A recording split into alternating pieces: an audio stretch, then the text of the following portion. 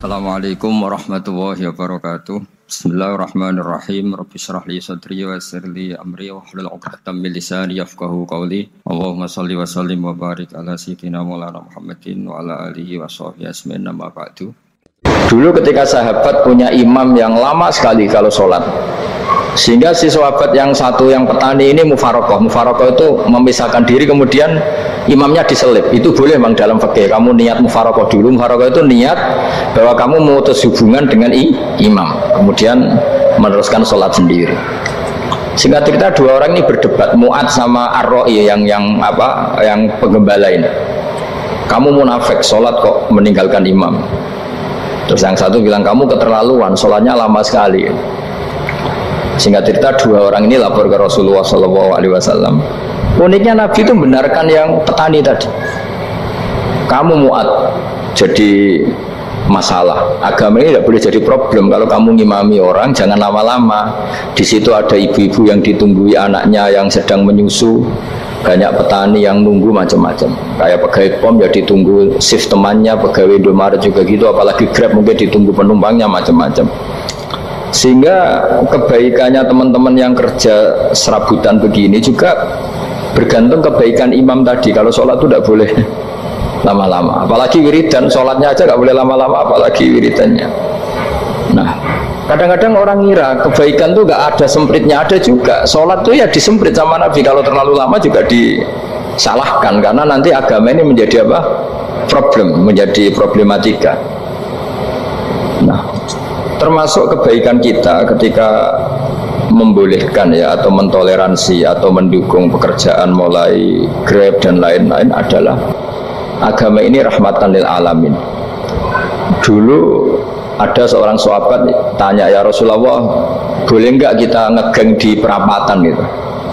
Kata Nabi, ya jangan kalau bisa, tapi kita harus natahaddasannya, itu tempat kita jagungan di perapatan, di tempat-tempat umum lagi, di halte, terus kata Nabi, nggak apa-apa, tapi fa'atut thoriq haqqaha, kamu harus memberikan hak jalan itu.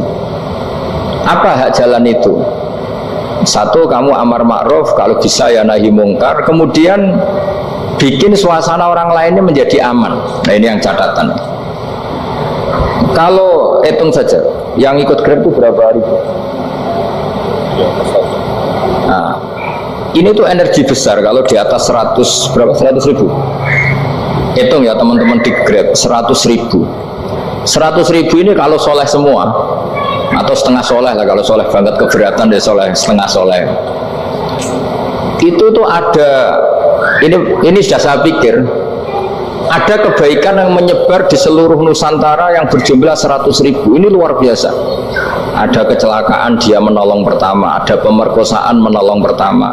Mungkin ada pencurian, ada apa. Maka kata Nabi, kamu kalau harus di jalan, itu kamu berkontribusi amar ma'ruf nahi mungkar. Saya sering ke Jogja, karena saya mulai 98 di Jogja. Ya sering di terminal malam-malam.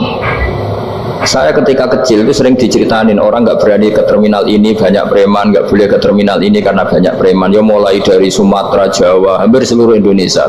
Kalau jam sekian sampai sekian sudah nggak berani karena banyak apa? Preman. Itu uniknya, preman-preman itu selain dulu ditangani tentara dan polisi, itu urusan negara ya kali itu, dan kita ngapresiasi.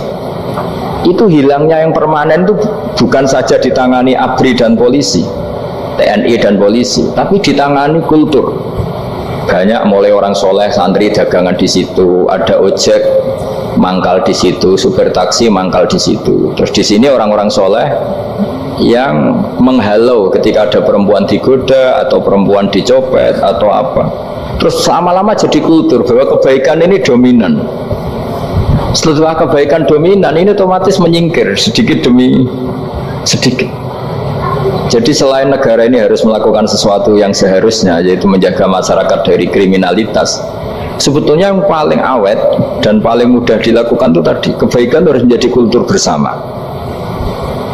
Sehingga kalau terminal kemudian ada mbak-mbak jilbaban yang dagang, terus bapaknya soleh, ada musola yang hidup, ojeknya juga gitu, terus supir taksinya, lalu kebaikan itu menjadi nilai bersama. Saking jadi nilai bersama, ibu-ibu yang takut atas dirinya nggak ngojek kecuali Pak ini karena terkenal amanah, nggak naksi kecuali Pak ini karena terkenal amanah. Dan kita Indonesia itu ingin seperti itu, sehingga amanah ini menjadi nilai bersama dan otomatis menjadi keamanan bersama. Corong Jawa itu tego nitipno anake karena dijamin aman, tego nitipkan istrinya juga karena dijamin aman. Nah, kalau kebaikan ini juga menjadi satu nilai jual dan kita bisa mengawal secara serius, itu alhamdulillah betul. Nah, dimulai dari mana? Satu, mental kita takwa. Kedua, sistem sosial, bahwa kita terkoneksi oleh indukan ya, juga terkoneksi oleh kepolisian. Maksudnya karena kita terdaftar, kalau ada anak hilang kan tinggal ini yang bawa wahyu misalnya. Nah, jadi saya mohon, semohon-mohonnya kebaikan ini harus jadi nilai bersama. Setelah terminal itu banyak orang baik, otomatis yang ini tuh menyingkir itu. Akhirnya apa?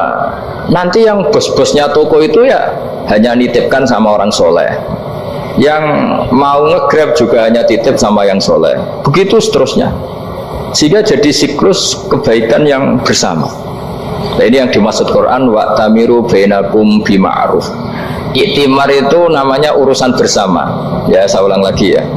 Jadi orang Arab kalau bilang iktimar itu urusan bersama, sehingga bahasa Arabnya konferensi besar itu kalau di NU disebut apa? Muktamar. Muktamar itu menjadikan urusan publik dirembuk, itu namanya apa? Muktamar. Nah, di antara kebaikan yang diinginkan Islam itu wa'tamiru bainakum bima'ruf. Urusan kebaikan ini menjadi urusan apa? Bersama. Ya, saya contoh itu kecil saya itu mesti dikandani sama orang-orang tua, jangan di terminal ini sampai jam ini, jangan di perapatan ini ketika sudah jam begini. Tapi barokahnya orang soleh bertebaran di mana-mana itu. Yang tukang grab ya di mana-mana, yang penjaga toko ya banyak yang soleh, yang ngojek, yang macam. Sehingga di terminal itu nyari tempat sholat ya gampang, cari tempat duduk ya gampang, nyari orang amanah ya gampang. Bahkan lama-lama yang nggak amanah ini nggak laku. Dan ini yang kita inginkan. Dan ketika nggak laku, akhirnya dia kalau ingin laku harus amanah, atau ingin laku harus tobat. Nah, agama ini urusan bersama, sehingga Allah mengistilahkan wa'tamiru bainakum bima'ruf. Jadikan kebaikan ini urusan bersama. Sehingga karena ini urusan bersama, ketika kita jadi kiai juga harus, kalau misalnya tadi ada Gojek kok makmum, atau Grab kok makmum, atau supir bis kok makmum, kiainya harus cepat sholatnya, jangan baca surat Baqarah, nanti diomel-omelin apa penumpangnya. Begitu juga ibu-ibu menyempatkan jamaah, waktunya tidak lama, di rumah sudah ditunggu anaknya yang masih menyusu. Makanya Nabi ngendikan idza amma ahadukum as-sholata falyukhaffif. Kalau kamu jadi imam, sholatnya harus relatif cepat. Fa inna fihim ad-dhaif badal hajat. Di antara makmum itu yang banyak punya urusan. Selain ada yang lemah, ada yang punya banyak urusan.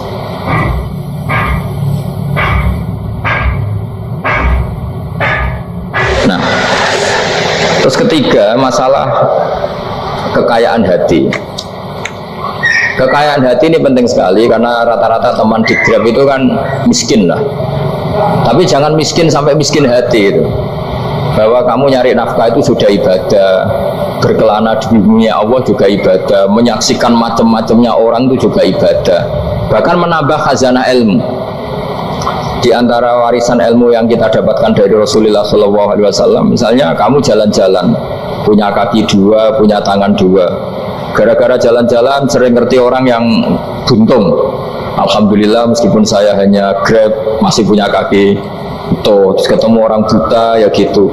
Alhamdulillah ladzi afani mimma btalaka bih. Alhamdulillah saya terselamatkan dari seperti itu. Sehingga melihat orang maksiat juga gitu. Saya meskipun gini terselamatkan dari tempat maksiat, sehingga hidup itu tidak nelongso gitu. Ada nilai lebih yang kita punyai. Jadi di antara kebaikan Islam adalah orang disuruh ingat sisi nikmat. Nah, kalau nikmat itu sudah ada semua, kata Imam Ghazali, nikmat hidup. Kata Imam Ghazali, jika nggak ada kenikmatan yang Anda punyai, kamu datang ke kuburan. Disuruh datang ke kuburan. Dan kamu bilang begini, kenikmatan kembali ke dunia adalah kenikmatan yang diinginkan mulai yang mati zaman Nabi Adam sampai kiamat. Jadi kalau Fir'aun yang pernah jadi raja, Namrud, semuanya, bahkan orang-orang soleh sekalipun, kalau kamu tanya keinginan terbaiknya apa? Ingin kembali hidup untuk membenahi kesalahannya zaman hidup. Artinya apa? Kehidupan yang kita miliki sekarang adalah kenikmatan yang dirindukan mulai yang mati zaman Nabi Adam sampai kiamat. Maknanya apa? Kita punya kenikmatan yang luar biasa karena kenikmatan yang dirindukan oleh orang yang sudah mati mulai dulu sampai sekarang. Apapun masalah hidup Anda ini punya kenikmatan yang nggak tertandingi, yaitu namanya hidup. Barokahnya hidup itu kita bisa tobat. Setidaknya ingin tobat. Kalau nggak bisa tobat, ingin tobat. Makanya di Indonesia itu banyak nyuwun sewu, banyak maling yang anaknya itu soleh. Karena kalau ngandani anaknya tetap dini, wes le bapak tok sing lakoni kowe ojo. Bapak tok yang alami ini kamu jangan. Banyak di Indonesia orang nggak bisa baca Quran, anaknya hafid.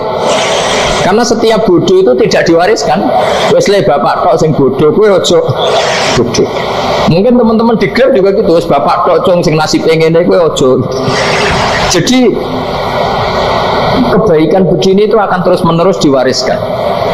Sehingga banyak orang nggak tamat SD anaknya dosen, nggak tamat SMP anaknya dekan. Karena setiap dari kita itu cita-cita kebaikannya menurun ke anak cucunya, keburukannya berhenti di dia. Cara wong Jawa itu bapak tok sing lakoni. Nah, di sini saya jelaskan tentang kekayaan rohani. Jadi saya mohon ketika Anda jalan-jalan ngantar penumpang itu harus sering muji Allah Subhanahu wa taala. Ya, saya bacakan ayatnya, at-taibunal abidunal hamidun. Orang baik itu yang tobat, yang ahli ibadah. Ini diantara definisinya itu as-saihun, yang sering jalan-jalan. Siaka itu jalan-jalan. Jadi orang paling bejo saat dunia itu sampai harus jalan-jalan ibadah dapat uang. Tapi syaratnya ibadah. Sekali tidak ibadah dapatnya masalah kan. Sering gojekkan orang cantik terus ingat istrinya tidak cantik kan. Sering gojekkan orang yang sopan, yang santun terus ingat andekan ini istri saya di rumah rewel kan. Jadi kalau kamu tidak taat itu adanya penyesalan. Di lampu merah ada orang naik Ferrari, naik Alphard, sementara kamu di rumah hanya mobil butut, kadang malah tidak punya mobil. Jadi kekayaan rohani itu dimulai dari mana? Dimulai dari taat. Cara berpikir itu taat, bukan maksiat. Sekali Anda cara berpikir maksiat, maka adanya hanya penyesalan. Semakin pengalaman di luar, semakin penyesalan. Karena di luar sana banyak orang yang dapat nikmat yang lebih dari Anda. Tapi sekali Anda taat, kamu akan mensyukuri apa yang Anda miliki dan tidak pernah ingin sama yang dimiliki orang lain. Sehingga orang-orang yang sering pergi itu sama Allah dipuji. Jadi tidak ada nabi kecuali di antara ibadahnya itu jalan-jalan. Fasiru fil ardi. Sehingga semua nabi itu mesti pernah melakukan perjalanan internasional. Rasulullah Muhammad SAW pernah jalan-jalan sampai ke Syam, padahal beliau orang Mekah. Nabi Ibrahim yang orang Syam pernah perjalanan sampai ke Mekah. Karena di antara kearifan itu ya dimulai dari apa? Jalan-jalan tadi. Kamu ngerti orang yang macam-macam. Makanya di antara kebaikan umatku kata Nabi itu siyahah fil ard, sering berkelana. Tapi tentu untuk mengambil pelajaran. At-taibunal abidunal hamidunas saihun. Nah, agama mensupport itu.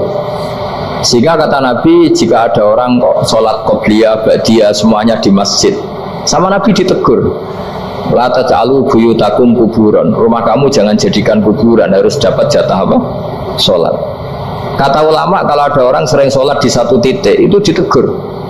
Kamu harus ganti titik yang lain supaya saksi bahwa kamu di bumi sholat itu banyak. Jadi kita ya punya nilai positif juga tentang apa? Karena kita sering siyahah, kalau bahasa Arabnya itu sering keluyuran, saksi kita kebaikan juga banyak. Tapi pesan saya paling pokok tadi ya, jadikan komunitas kebaikan itu punya nilai jual. syukur-syukur fid dunya hasanah wa fil akhirati hasanah. Ya kita bersyukurlah di Indonesia itu. Saya masih ingat kecil saya itu ya sekitar saya umur 15-14 tahun. Setiap mau pergi itu pesennya orang-orang yang sering pergi itu jangan masuk terminal jam ini di perapatan ini, karena yang namanya preman itu dulu dominan. Sekarang sampai jam 2 ada orang pakai jilbab, kadang orang pakai peci, yang nggak pakai peci pun ke musola sholat terus. Yes, pokoknya kebaikan itu jadi komunitas dan jadi nilai jual. Bahkan tadi misalnya ibu-ibu yang pergi malam itu kan mesti ada orang-orang yang jadi langganannya karena terkenal apa? Amanah. Yang dititipi anak juga pilih orang yang terkenal apa? Amanah. Nah, nilai amanah ini harus kita jaga terus supaya kamu ya bisa bekerja, orang lain juga nyaman karena amanah tadi. Allah juga senang karena amanah itu perintahnya Allah Subhanahu wa ta'ala. Dan Indonesia harus menuju ke sana. Pemimpin juga harus gitu. Pemimpin bawaannya amanah, bawaannya apa? Yang memilih dia juga senang karena nggak malu lah. Tapi kalau kita milih, ternyata kita pilih tahu-tahu ditangkap KPK kan ya malu gitu. Dulu kita kampanye mati-matian, ternyata dia ditangkap KPK. Tapi kalau dia amanah kan ya senang. Sama kalau tukang Grab ketangkep satu karena penodaan atau karena pengkhianatan, yang malu juga semua karena kadang-kadang nanti digeneralisir seakan-akan semuanya seperti itu. Tapi dengan reputasi panjang nggak pernah terjadi apa-apa dalam Grab kan otomatis lainnya juga terangkat. Nah, ini yang dimaksud wa'tamiru bainakum bima'ruf. Jadikan kebaikan itu urusan bersama. Makanya andaikan negara itu sudah mengoptimalkan polisi, TNI untuk meringkus preman, oke, itu baik. Tapi ya lebih awet lagi kalau itu ditopang apa? Masyarakat. Karena yang nggak amanah terkucilkan, terus akhirnya Grabnya nggak laku, akhirnya dia dipecat, akhirnya kan yang maksiat hilang, yang kriminal hilang, yang ada hanya Grab-Grab yang baik. Begitu juga di dunia apapun. Itu yang dimaksud wa'tamiru bainakum bima'ruf. Jadikan kebaikan ini urusan apa? Bersama. Nah, karena kita baik, otomatis jadi teladan yang baik bagi anak kita, istri kita, tetangga kita. Dan karena kita baik, maka terhormat. Sehingga orang melihat Grab itu simpatik, respect, karena reputasinya baik. Nah, karena orang respect tidak dicibir. Barokahnya tidak dicibir, tidak mangkel. Barokahnya tidak mangkel, tidak saling ejek, bahkan tidak saling bunuh. Coba kalau kita jelek, dicibir orang, kita dalam keadaan mabuk, tidak terkontrol, bunuh. Jadi efek dari maksiat itu begitu buruknya. Sehingga penelitian itu mengatakan kebanyakan kecelakaan ya pemicu utamanya rata-rata ya nyopir dalam keadaan mabuk. Beberapa nyuwun sewu kasus-kasus kriminal rata-rata ya dipicu oleh hal-hal seperti itu. Makanya meskipun di luar saya tolong hindari narkoba, hindari hal-hal yang maksiat supaya pekerjaan Anda ini barokah. Kemudian yang terakhir saya beri ijazah tentang Al-Fatihah ya, karena ini surat yang populer. Kalau saya ijazahi Quran 30 juz pasti sampean nggak hafal. Nah, atau ijazah surat Baqarah, kalau mau Baqarah mau. Ijazahi surat Baqarah mau 2 juz setengah. Mau Mas Asep? Ya Fatihah aja yang gampang ya. Nah, ya kulhu Fatihah ini paket ringan ini. Tapi pahalanya apa? Besar. Ini beda ya, artinya selama ini mungkin Anda baca tapi monoton ya. Tapi ini saya bacakan teks aslinya tentang istilahnya itu mazaya itu kelebihannya Fatihah. Saya baca Arabnya dulu, nanti ini terakhir ya, ijazah tadi kan saran-saran umum tentang sosial ya, pokoknya jadikan kebaikan itu punya nilai sosial yang baik lah. Jadi nanti orang yang nggak amanah nggak laku ya, calon bupati, gubernur, presiden yang nggak amanah juga nggak laku.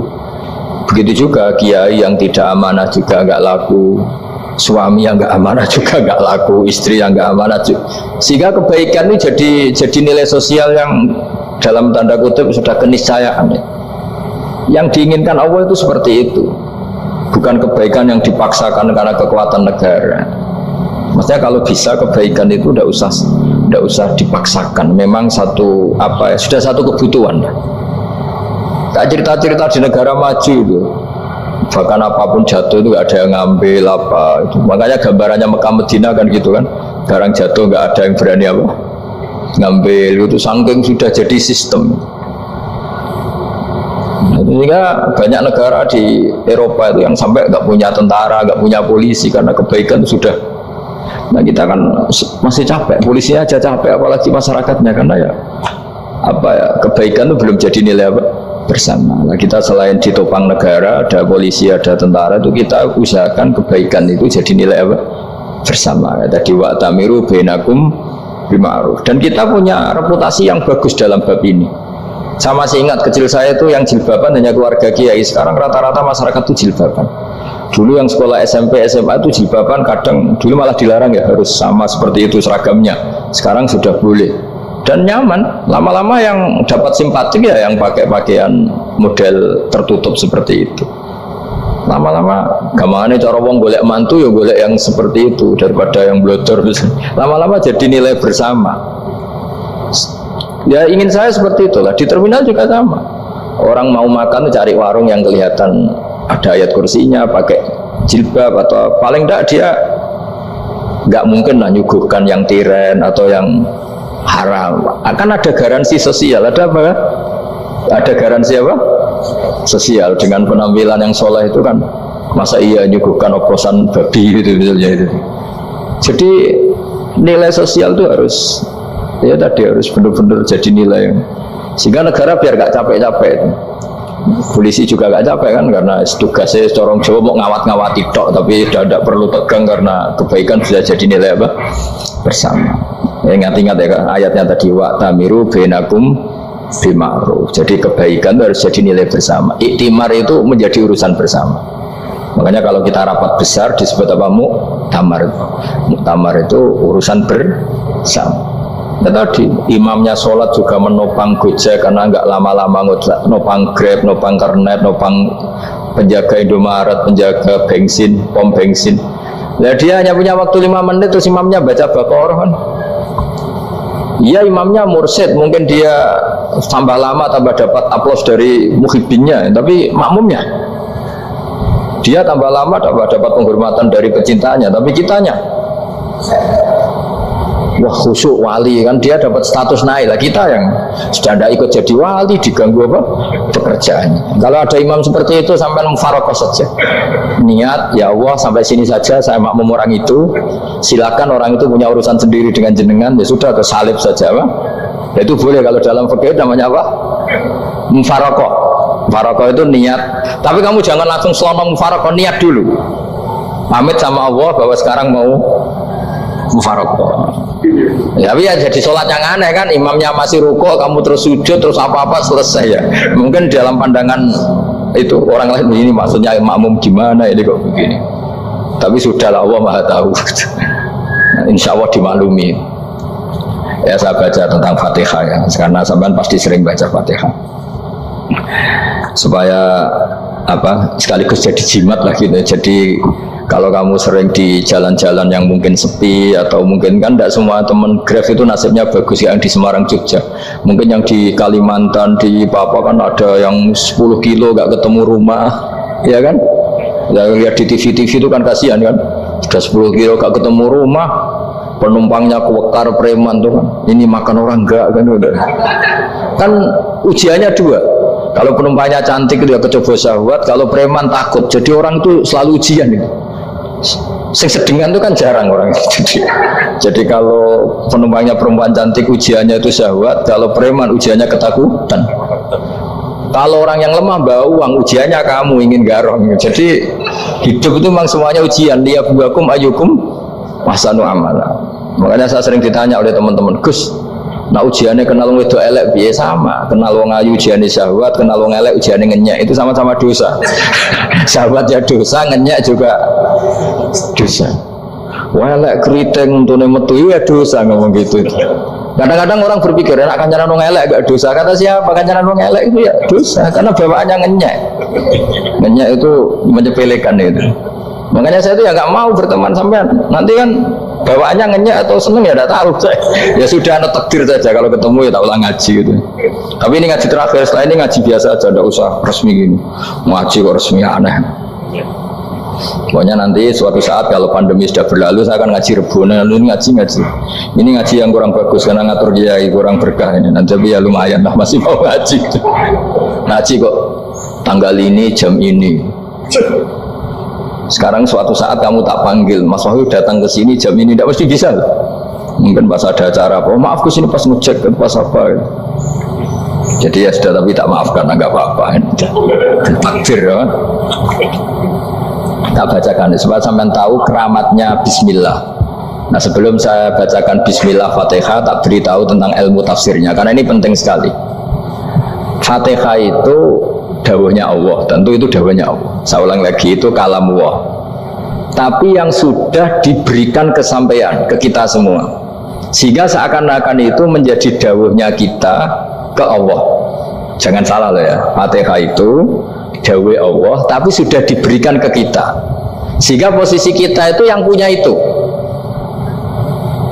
Nah, kenapa ini perlu dijelaskan? Karena nanti ada kalimat iyyaka na'budu wa iyyaka nasta'in. Kalau itu masih kalam Allah, berarti Allah ngomong ke kamu, ngendikan ke kamu, kepadamu aku menyembah. Masa Allah menyembah kamu? Nah, sehingga ilmu tafsir itu menyelesaikan itu dulu ya. Saya ulang lagi ya, sebelum sampean sering baca Fatihah, aku yakin ya sering baca. Tapi barokahnya tidak paham itu tidak pernah janggal. Enggak paham itu ya penting supaya tidak iskal, tidak janggal. Sebetulnya di kalimat itu ada yang janggal. Kalau Fatihah itu kalimatnya Allah atau kalam Allah, bagaimana dengan kata-kata iyyaka na'budu? Masa Allah ngendikan ke kita, kepadamu kami menyembah. Masa Allah menyembah kita? Maka penyelesaiannya secara ilmu tafsir gimana? Semua ulama mengatakan, bukan satu dua, semuanya mengatakan di Fatihah itu semuanya diberi kawalan kalimat. Saya ulang lagi ya, di Fatihah itu semuanya diberi awalan kalimat qulu, katakan wahai hambaku begini. Ya, katakan wahai hambaku begini. Nah, begini ini pelajaran dari Allah yang sudah diberikan ke kita. Terus kita mengatakan bismillahirrahmanirrahim, alhamdulillahirabbil, termasuk kita mengatakan iyyaka na'budu wa iyyaka nasta'in. Jangan bayangkan Allah ngendikan ke kita. Kalau Allah ngendikan kita berarti gini, hei Wahyu, ihdinas siratal mustaqim, tunjukkan saya jalan yang benar.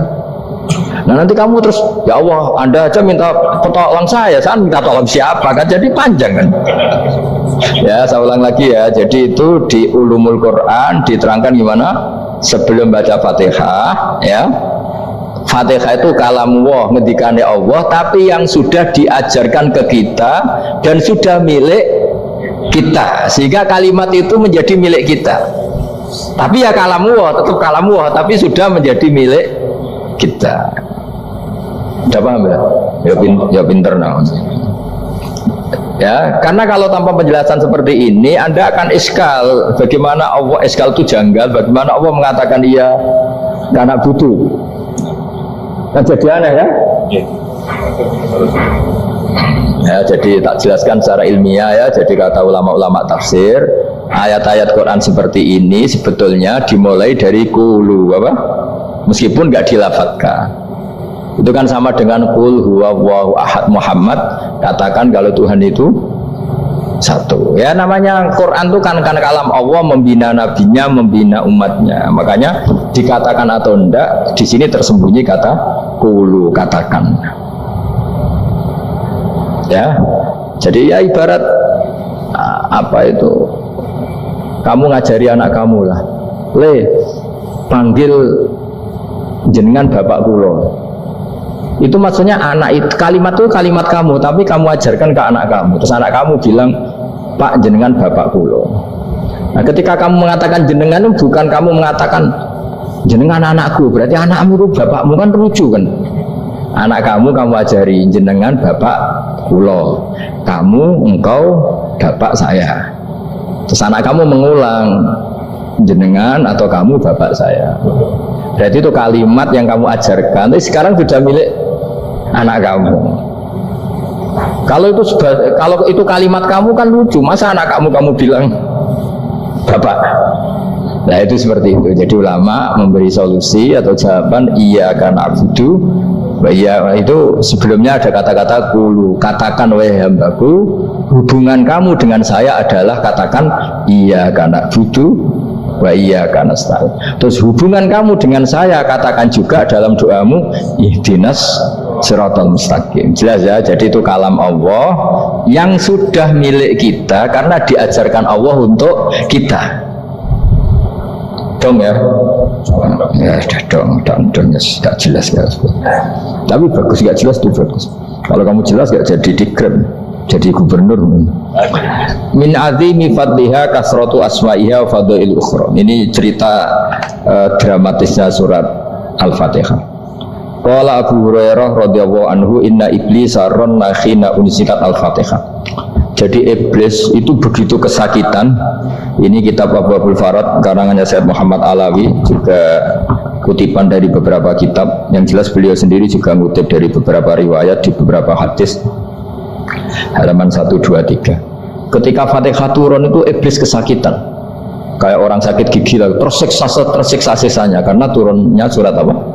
Al-Fatihah. Artinya kalau Anda baca Fatihah dijiwai, maka Anda melemahkan setan, melemahkan iblis. Wa qala Mujahid khina unzilat Fatihatul kitab ronna fastama indahu asyayatin. Jadi ketika Fatihah itu turun, iblis itu terkapar lah kira-kira, sampai dijenguk banyak setan. Jadi kemana di ICU lah kira-kira gitu kalau sekarang itu, entah COVID entah enggak tahu, pokoknya di ICU sampai dijenguk banyak setan. Enggak tahu bawa apa enggak tahu, pokoknya dijenguk banyak setan. Mana yang nyangoni karena ini apa? Ketuanya apa? Insan sakit. Jadi iblis itu sakit sampai dijenguk anak buahnya setan-setan. Ya, semoga kalian semua tidak kenal setan. Kalau kenal berarti teman, apa? Wa qalu misla dzalik. Wa qala lahum laisa mimma taquluna syai'un walakin unzilat suratun laisa ajru qailiha illa an harramallahu alaihi nar jahannam. Saya ini bukan sakit fisik kata iblis. Kamu tidak usah jenguk saya, datangkan dokter terbaik, tidak usah. Saya ini tidak sakit fisik.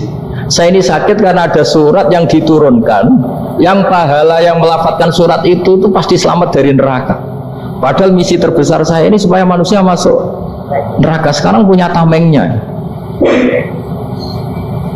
Gue pusing kan? Ya seperti orang lah, goda sampeyan ternyata sampean setia, itu kan pusing. Nah ternyata tidak setia, itu yang akhirnya ribet kan itu. Jadi iblis itu cita-cita terbesarnya kan semua orang itu masuk neraka. Nah sekarang turun satu surat yang gara-gara surat itu siapapun yang baca dijamin selamat dari neraka. Jadi walakin unzilat suratun laisa ajru qailiha illa an harramallahu alaihi nar jahannam. Karena jadi dia shock lah, kalau orang di Jawa itu bilang shock. Aduh sial nasib saya ini umat nggak bisa saya goda lagi karena punya tamengnya tadi punya. Qad tolakaidukum wa makrukum. Rekayasa kalian sekarang itu tidak ada gunanya semua. Nah ini alhamdulillah di Indonesia kelihatan kan banyak yang miskin, banyak yang susah. Tapi selagi mereka masih sholat, tuh keinginan mencari halal itu masih tinggi. Kayak apa kita di tengah kota, jauh dari anak istri, jauh dari tetangga. Biasanya kalau orang jauh dari anak istri, tetangga kan sakar PD. Tapi yang soleh masih banyak, sudah jauh dari keluarga tetap lurus. Loh, kalau yang dekat lurus kan wajar, konangan wong akeh kan. Ini sudah jauh masih lurus. Nah ini nggak lepas dari barokahnya surat apa? Surat Fatihah tadi. Jadi karena ada surat yang menjamin pelafalnya atau qailiha terbebas dari api neraka. Wa qalat as-sayatinu lahu is ayyusai'in ta'muruna ya maulana. Faqala lahum idhabu wajtahidu hatta tukhfilu qulubahum hatta la yaqulu hadhihi surah. Lalu kita gimana? Jari para setan begitu. Lalu kita gimana?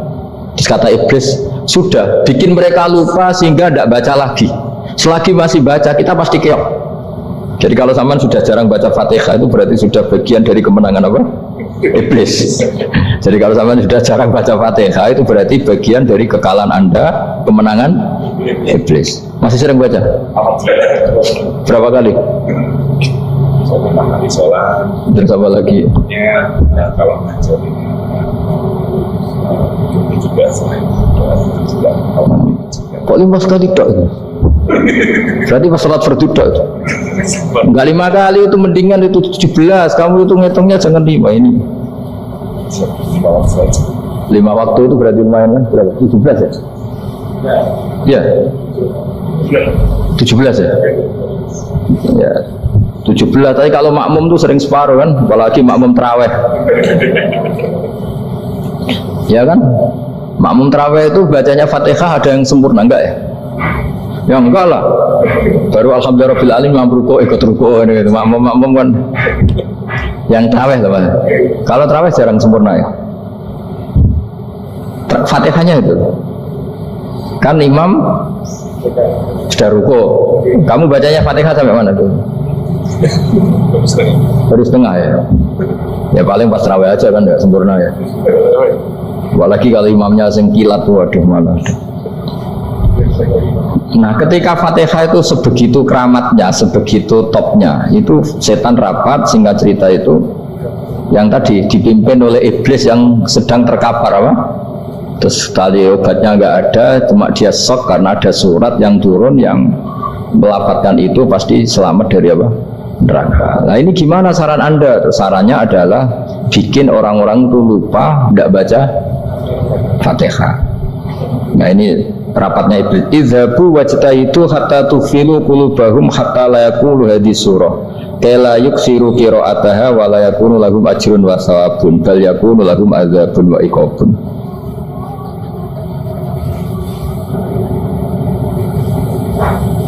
Jadi saya mohon selama ini Anda sudah baca, tapi mungkin hanya rutin saja. Napa rutin saja? Jadi barokahnya ngaji ini kamu punya kekuatan atau punya semangat membaca, karena ini surat yang luar biasa. Ibarat gini, kalau sampean tanya, saya juga sering mikir, masa Gus hanya surat kok punya kekuatan seperti itu? Di dunia ini kata Allah, mulai Nabi Adam sampai kiamat, nggak ada yang bisa menandingi kekuatan kalimah. Kalimah itu kata-kata. Nggak ada yang bisa menandingi kata-kata. Misalnya Anda nge-grab, berangkat istri cuek, berangkat cuek, itu beda dengan ketika meskipun satu kalimat, wes Pak, muga-muga dilindungi pangeran, mungkin jenengan selamat, itu menjadi teduh dan semangatnya luar biasa karena kayak mendapat support. Jadi kira-kira kalimat itu hubungannya kita dengan Allah. Fatihah itu seperti itu. Kamu melafadzkan satu kata-kata yang dibenarkan langit bumi, dibenarkan aras, dibenarkan malaikat, dibenarkan semua penghuni di dunia ini. Sehingga itu efeknya luar biasa. Itu seperti gini ya, kamu cerai sama istri, terus nikah lagi katut babon. 10 tahun anak kamu dididik, ibunya benci kamu, dan memang Anda layak dibenci. Dididik. Dan sampai nggak pernah manggil kamu Pak. Suatu saat kamu tentu rindu kan, ingin dipanggil bapak oleh anak kamu. Suatu saat anak ini manggil kamu Pak E. Itu senengnya bukan main, hanya sebuah kata-kata. Makanya kadang-kadang orang itu tanya sama kiai, ijazah lafadz ini gunanya apa sih? Itu ijazah-ijazah itu untaian kata-kata, yang kata-kata ini dibenarkan langit dan bumi dan aras dan para malaikat, sehingga efeknya itu luar. Nah ibarat seperti itulah, kamu melafadzkan Fatihah itu melafadzkan kata-kata yang dibenarkan Allah dan Rasul dan semua malaikat, semua penghuni langit. Maka ini efeknya pasti luar. Nah di sini lah orang-orang dulu itu tahu keramatnya itu, sehingga ketika melawan Belanda, melawan Jepang dulu itu kalimat-kalimat itu menjadi mantra yang luar biasa. Doa lah, doa yang luar biasa. Tapi di era modern karena orang sudah tidak ngerti itu, dianggap itu mantra, jimat, khurafat, bid'ah, waduh ribet menemal. Sebetulnya tidak seperti itu. Memang kata-kata ini kekuatannya luar biasa. Sama kesakitan hati kamu juga karena itu. Ngojek wangilan. Lha apa di bojo kok kowe gagah tok kere. Wah, iku seling terus mesti. Padahal kalimat itu kan tidak melukai secara fisik, tapi apa kerjanya sesuk sarasa-rasa. Karena terus dengan pengadilan seperti itu kan, ngapain kerja demi perempuan yang seperti ini? Lagi-lagi kata-kata ini luar. Nah bayangkan kalau kata-kata itu adalah kalimat yang diajarkan Allah lewat Rasulnya, lewat malaikat Jibril. Kayak apa kekuatannya itu? Nah, kira-kira Fatihah itu gitu. Kalimat yang baik, kalimatan thayyibah diajarkan oleh Allah dan Rasul. Kayak apa kira-kira kekuatannya? Pasti luar biasa. Wong support yang dikatakan istri kita, anak kita aja luar biasa, apalagi ini support yang diajarkan Allah dan Rasul. Ya makanya saya mohon kalau baca Fatihah, baca kalimat-kalimat thayyibah ketika sholat itu dijiwai Ya misalnya Rabbana lakal hamdu mil'us samawati wa mil'ul ardi wa mil'u ma syi'ta min syai'im. Engkau zat yang layak dipuji, dan pujian ini memenuhi langit dan bumi. Karena kita tahu nggak ada sejengkal di alam raya ini kecuali di situ ada rahmat Allah. Misalnya kamu bisa lewat sampai rumah saya, kamu mungkin anggap biasa saja. Coba kalau ngalami likuifaksi, tahu-tahu bumi ini ambles, bisa ngelewati yang likuifaksi itu luar. Tanyakan orang pernah ngalami likuifaksi di Sulawesi, itu melihat bumi bisa diinjak gak ambles itu, wah luar. Sampean nggak ngalami itu sehingga lewat bumi ya biasa aja. Coba kalau ngalami seperti tidur, ya biasa aja. Coba kalau ada gempa, bahwa bumi tenang ini sudah nikmat yang luar biasa. Masa kamu ngakui nikmat nunggu digituin? Ya kan? Nah, makanya baca Fatihah dijiwai lah, bahwa ini kalimat yang luar biasa. Nah, saya teruskan ya. Warwa Muslimun fi sahihihi an Ibnu Abbas radhiyallahu anhu annahu qala bainama Jibril alaihi salam qaidun dan Nabi sami anaqidan min fawqih farafa'a ra'sahu faqala hadza babun nas-sama futihal yawma lam yuftaqadu ilal yawm fanazala minhu malakun faqala hadza malakun nazala ilal ardi walam yanzil qattu illal yauma fasallim waqal abshir binuraini qad utitahuma lam yu'tahuma nabiyyun qablak fatihatul kitab wa khawatimu suratil baqarah. Jadi suatu saat Jibril ini jagongan kira-kira gitu sama Rasulullah, tahu-tahu langit itu gemuruh. Karena langit gemuruh kata Jibril terus semuanya ngangkat kepala ke langit, ini pintu langit baru ini dibuka, yang sebelumnya tidak pernah dibuka seperti ini. Turunlah malaikat, yang malaikat ini pun malaikat spesial, yang nggak malaikat murahan lah kira-kira gitu, yang nggak pernah turun ke bumi kecuali juga saat itu, dengan penyambutan yang luar biasa, dengan semuanya tidak pernah terjadi, hanya karena bahas surat Fatihah. Jadi ini surat yang luar biasa, pengawalannya lewat malaikat yang spesial, nggak pernah turun di bumi kecuali saat itu. Penyambutannya juga nggak pernah seperti itu, baru seperti itu. Jadi semuanya itu spesial. Nah, kenapa ini spesial? Karena di situ ada isi puja-puji kepada Allah Subhanahu wa Ta'ala. Ada ikrar kita, Alhamdulillah Rabbil Alamin, Ar-Rahmanir Rahim. Ikrar ini penting. Kalau contoh paling gampang gitulah. Kamu punya istri selama ini cerewet terus, suatu saat ngomong, Pak, tak angen-angen rawono wong lanang kayak sampeyan. Itu langsung tidak ada lelaki sebaik engkau. Itu sama senengnya, masya Allah, karena ada ikrar dari seorang istri ke kamu. Nah, bayangkan kalau ikrar kita sebagai hamba diakui oleh Allah Subhanahu, maka ikrar ini akan dicatat sebagai kebaikan kita yang kita panen nanti di akhirat. Karena ada ikrar, kita ikrar bahwa Alhamdulillah Rabbil Alamin, kita ikrar Ar-Rahmanir Rahim, kita ikrar Maliki Yaumiddin, kita ikrar iyyaka na'budu wa iyyaka nasta'in. Sampean misalnya jadi orang Indonesia, ketemu orang Indonesia yang makmur di Jerman, terus lupa Indonesia. Kamu orang Indonesia? Enggak, saya ada orang Indonesia. Mangkel gak kira-kira? Mangkel kan? Karena salah ikrar kan gitu. Ya, jadi saya mohon jangan anggap kalimat itu hal yang biasa, tapi luar biasa. Nggih, ngoten mawon. Assalamualaikum warahmatullahi wabarakatuh.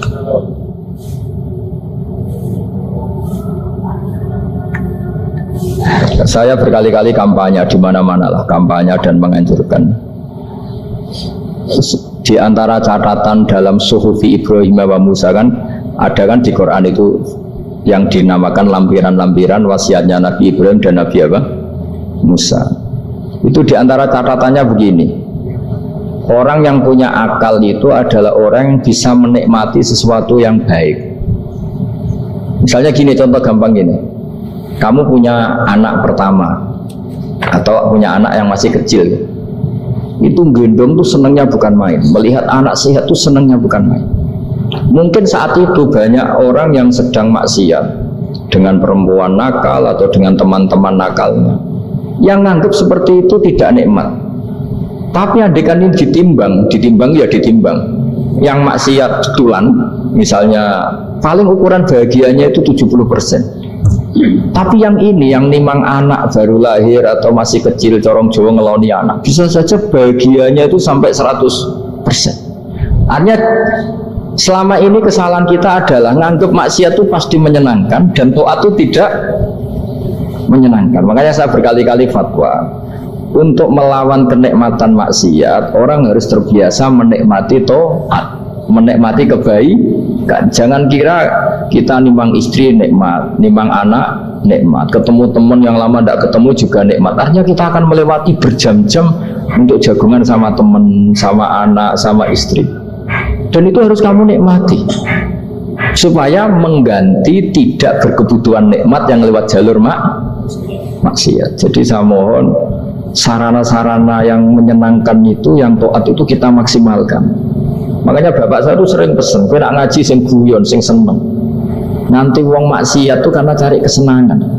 Coba kalau kesenangan itu sudah didapatkan saat taat, maka tidak butuh lagi kesenangan yang berbentuk maksiat. Makanya orang-orang wali dulu kalau sudah sholat itu gak bisa berhenti karena merasa nikmat. Makanya Nabi pernah ngendikan wa qurratu aini fi sholat, nyaman saya itu kalau sedang sholat. Itu tadi. Bayangkan kalau besok itu pasti mati. Makanya latihannya harus gitu. Bayangkan besok itu pasti mati. Berarti itu hari terakhir kamu.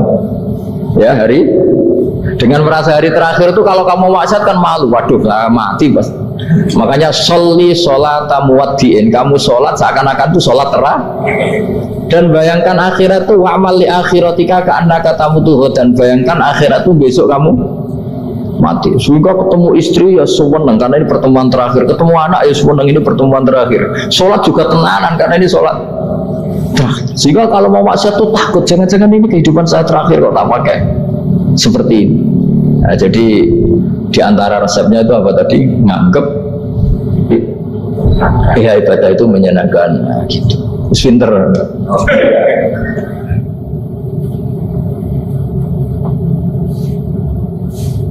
Oke, satu pertanyaan lagi, Mas.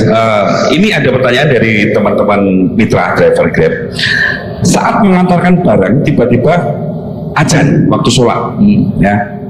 Lalu kita sebagai driver harus sholat dulu atau menyelesaikan orderan dulu, karena itu juga amanah kan orderannya itu. Mungkin nganter barang atau mungkin nganterin penumpang. Mengingat barang tersebut sudah ditunggu pemiliknya dan penumpang tersebut juga sudah ada janji yang lain, pemilik itu.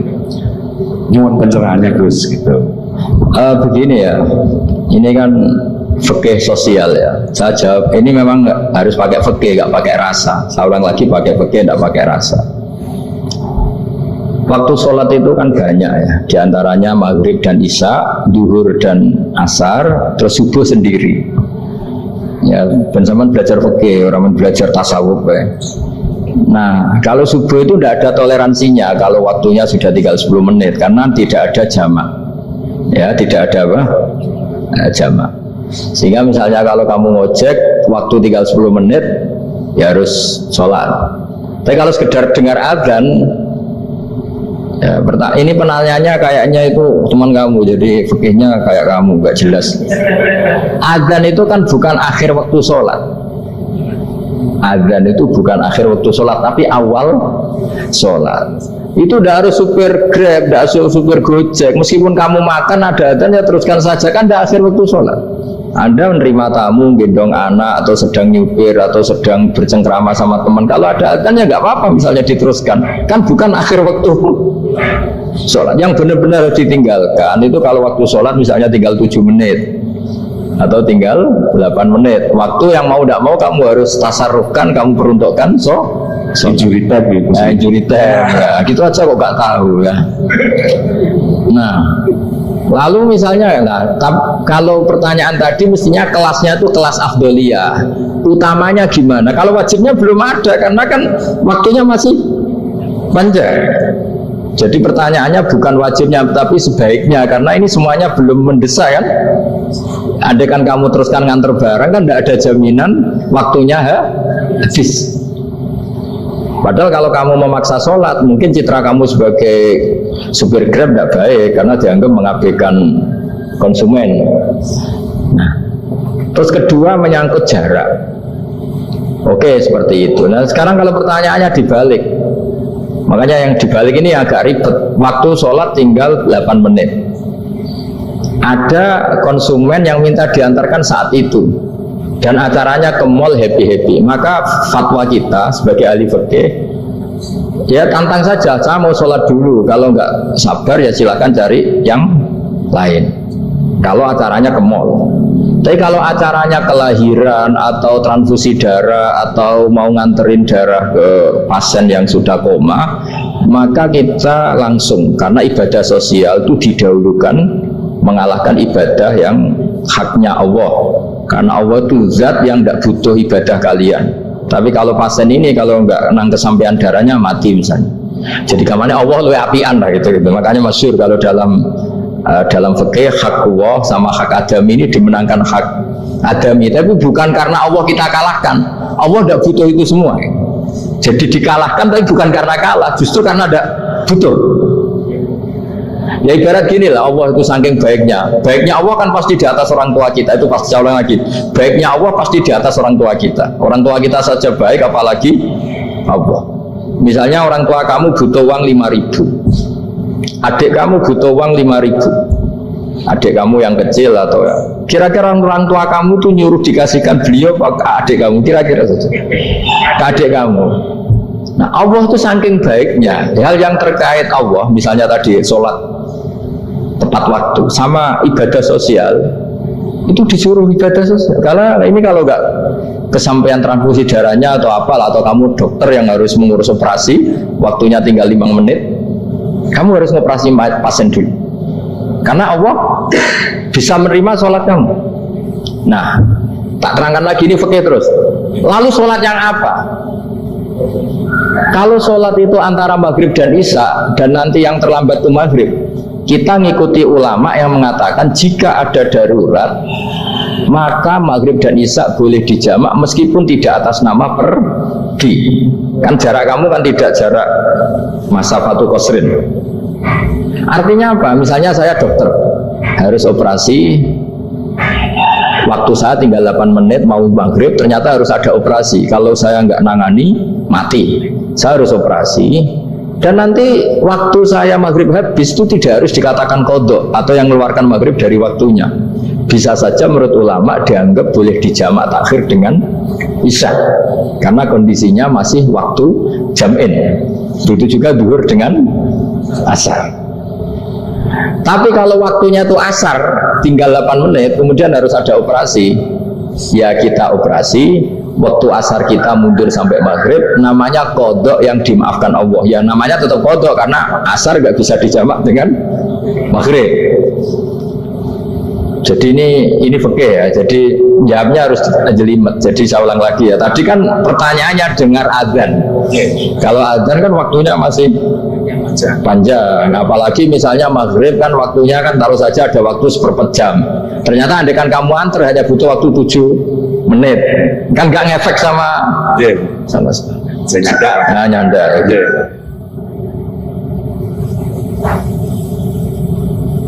Kalau ada driver dapat orderan food nganterin makanan, tapi makanannya non halal, itu pakai pripun. Nah makanya itu tadi, kamu tahu betul kalau itu non halal kan? Kalau itu sudah tahu pasti non halal. Nah, iya, daging Tyrannosaurus nonton mungkin. Ya, makanya tadi itu memang PR kita di semua profesi. Saya ulang lagi, itu PR kita di semua profesi. Jadi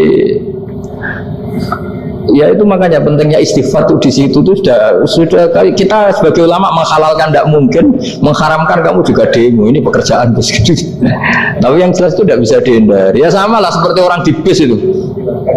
Kadang-kadang kan didoain semoga semua penumpang hasil ke tempat masing-masing, dan kalau ada copet berarti kan doain copet juga hasil tujuannya. Jadi di semua profesi itu resikonya. Makanya tadi saya bicara tentang fikih. Kaidah umumnya menolong maksiat itu bagian dari maksiat, menolong taat itu bagian dari taat. Mau nggak mau harus ada hukumnya. Setidaknya barokahnya tahu hukum. Kalau kita salah belum istighfar gitu. Sudah salah nggak merasa salah itu. Jadi barokahnya tahu hukum itu paling enggak kan kita ya istighfar lah. Kan ya tadi seperti paket misalnya, kan ada saja orang paket yang jelas-jelas barangnya itu haram, tapi atas nama profesionalitas kan mungkin tetap dikirimkan. Tapi barokahnya ngerti hukum, dia istighfar. Nah, tapi karena kalau kita menyarankan sudah ada usah pekerjaan yang lain banyak nanti kan rai-rai potongan tawakal tidak ada ngono kan ya repot deh. Nah kalau kita kiai guys, gak apa-apa, terus pangeran sugih. Menurut sampean harusnya ternuntut ke saya karena fatwa jenengan saya sekarang miskin ini gimana pertanggungjawabannya? Ya ribet kan? Tapi saya ulang lagi itu seninya ngelola kehidupan semuanya seperti itu. Jadi makanya kita nggak pernah berhenti berdoa Rabbana dzalamna anfusana, karena dalam sisi semua hidup kita itu pasti ada unsur nggak benernya gitu. Ya saya ulang lagi, pokoknya kaidah umumnya itu menolong taat itu ya ikut bagian dari taat, menolong maksiat ya bagian dari maksiat. Tapi ya tadi ya kita harus istighfar kan. Cuma tadi yang jelas-jelas maksiat dan kita tidak tajassus. Saya ulang lagi, tidak tajassus itu neliti wong nanti jelimet. Misalnya ada perempuan mau ngojek ke sini ya jangan terus saja, jangan tanya detail. Itu apanya mbak?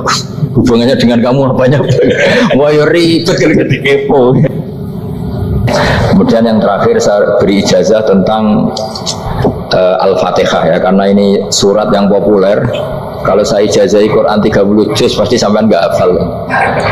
Atau ijazah surat Baqarah, kalau mau Baqarah mau. Ijazahi surat Baqarah mau 2 juz setengah. Mau Mas Asep? Ya Fatihah aja yang gampang ya. Nah, ya kulhu Fatihah ini paket ringan ini. Tapi pahalanya apa? Besar. Ini beda ya, artinya selama ini mungkin Anda baca tapi monoton ya. Tapi ini saya bacakan teks aslinya tentang istilahnya itu mazaya itu kelebihannya Fatihah. Saya baca Arabnya dulu, nanti ini terakhir ya, ijazah tadi kan saran-saran umum tentang sosial. Ya, pokoknya jadikan kebaikan itu punya nilai sosial yang baik lah. Jadi nanti orang yang nggak amanah nggak laku. Ya, calon bupati, gubernur, presiden yang nggak amanah juga nggak laku. Begitu juga kiai yang tidak amanah juga nggak laku. Suami yang nggak amanah juga nggak laku, istri yang nggak amanah juga. Sehingga kebaikan ini jadi nilai sosial yang dalam tanda kutip sudah keniscayaan. Yang diinginkan Allah itu seperti itu, bukan kebaikan yang dipaksakan karena kekuatan negara. Maksudnya kalau bisa kebaikan itu tidak usah dipaksakan. Memang sudah satu kebutuhan. Tak cerita-cerita di negara maju itu. Bahkan apapun jatuh itu gak ada yang ngambil apa itu. Makanya gambarannya Mekah Medina kan gitu kan, barang jatuh gak ada yang berani apa ngambil itu, saking sudah jadi sistem. Sehingga banyak negara di Eropa itu yang sampai gak punya tentara, gak punya polisi karena kebaikan itu sudah. Nah kita kan masih capek, polisinya aja capek apalagi masyarakatnya, karena ya kebaikan itu belum jadi nilai apa bersama. Nah, kita selain ditopang negara, ada polisi, ada tentara, itu kita usahakan kebaikan itu jadi nilai apa bersama. Tadi wa tamiru bainakum bima'ruf. Dan kita punya reputasi yang bagus dalam bab ini. Saya masih ingat kecil saya itu yang jilbaban hanya keluarga kiai. Sekarang rata-rata masyarakat itu jilbaban. Dulu yang sekolah SMP, SMA itu jilbaban kadang dulu malah dilarang ya, harus sama seperti itu seragamnya. Sekarang sudah boleh. Dan nyaman, lama-lama yang dapat simpatik ya yang pakai pakaian model tertutup seperti itu. Lama-lama gamane cara wong golek mantu ya golek yang seperti itu daripada yang blodor. Lama-lama jadi nilai bersama. Ya ingin saya seperti itulah. Di terminal juga sama. Orang mau makan cari warung yang kelihatan ada ayat kursinya, pakai jilbab, atau paling tidak dia nggak mungkin lah nyuguhkan yang tiren atau yang haram. Akan ada garansi sosial. Ada apa? Ada garansi apa? Sosial. Dengan penampilan yang soleh itu kan, masa iya nyuguhkan oplosan babi gitu misalnya itu. Jadi nilai sosial itu harus benar-benar jadi nilai. Sehingga negara biar gak capek-capek. Polisi juga gak capek kan, karena tugasnya corong Jawa mau ngawat-ngawati tok, tapi tidak perlu tegang karena kebaikan bisa jadi nilai apa bersama. Ingat-ingat ya ayatnya tadi, wa tamiru bainakum bima'ruf. Jadi kebaikan harus jadi nilai bersama. Iktimar itu menjadi urusan bersama. Makanya kalau kita rapat besar disebut apa? Muktamar. Muktamar itu urusan bersama. Ya tadi imamnya sholat juga menopang Gojek karena nggak lama-lama nopang Grab, nopang Kernet, nopang penjaga Indomaret, penjaga bensin, pom bensin. Nah, dia hanya punya waktu 5 menit terus imamnya baca Baqarah kan. Iya, imamnya mursyid, mungkin dia tambah lama tambah dapat aplaus dari muhibbinnya, tapi makmumnya dia tambah lama tambah dapat penghormatan dari pecintanya, tapi kitanya wah khusyuk wali kan, dia dapat status naik lah. Kita yang sudah tidak ikut jadi wali diganggu apa pekerjaannya. Kalau ada imam seperti itu sampai mufaroqah saja, niat ya Allah sampai sini saja saya makmum orang itu, silakan orang itu punya urusan sendiri dengan jenengan, ya sudah atau salib saja apa. Itu boleh kalau dalam fikih namanya apa, mufaroqah. Mufaroqah itu niat, tapi kamu jangan langsung selonong mufaroqah, niat dulu pamit sama Allah bahwa sekarang mau mufaroqah. Ya, tapi ya jadi sholat yang aneh kan, imamnya masih rukuk, kamu terus sujud, terus apa-apa selesai ya. Mungkin dalam pandangan itu orang lain begini, maksudnya makmum gimana ini kok begini. Tapi sudahlah, Allah Maha tahu. Insya Allah dimaklumi. Ya saya baca tentang Fatihah ya, karena sampean pasti sering baca Fatihah. Supaya apa sekaligus jadi jimat lah gitu. Jadi kalau kamu sering di jalan-jalan yang mungkin sepi, atau mungkin kan tidak semua teman Grab itu nasibnya bagus yang di Semarang Jogja, mungkin yang di Kalimantan di Papua kan ada yang 10 kilo gak ketemu rumah ya kan, ya lihat di TV itu kan kasihan kan, sudah 10 kilo gak ketemu rumah, penumpangnya kewekar preman tuh kan, ini makan orang enggak kan, udah kan ujiannya dua. Kalau penumpangnya cantik itu ya kecoba syahwat, kalau preman takut. Jadi orang itu selalu ujian itu. Sing sedengan itu kan jarang orang. Jadi kalau penumpangnya perempuan cantik ujiannya itu syahwat, kalau preman ujiannya ketakutan. Kalau orang yang lemah bawa uang ujiannya kamu ingin garong. Jadi hidup itu memang semuanya ujian. Liyabluwakum ayyukum ahsanu amala. Makanya saya sering ditanya oleh teman-teman, Gus, nah ujiannya kenal wong wedok elek piye? Sama, kenal wong ayu ujiannya syahwat, kenal wong elek ujiannya ngenyek, itu sama-sama dosa. Syahwat ya dosa, ngenyek juga dosa. Wah elek keriting untune metu ya dosa, ngomong gitu.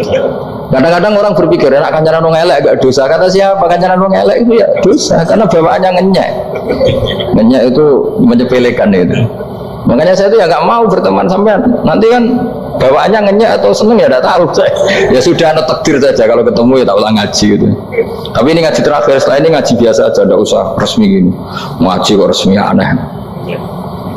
Pokoknya nanti suatu saat kalau pandemi sudah berlalu saya akan ngaji Rebonan, ini ngaji.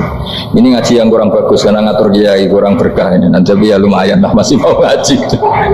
Ngaji kok tanggal ini jam ini.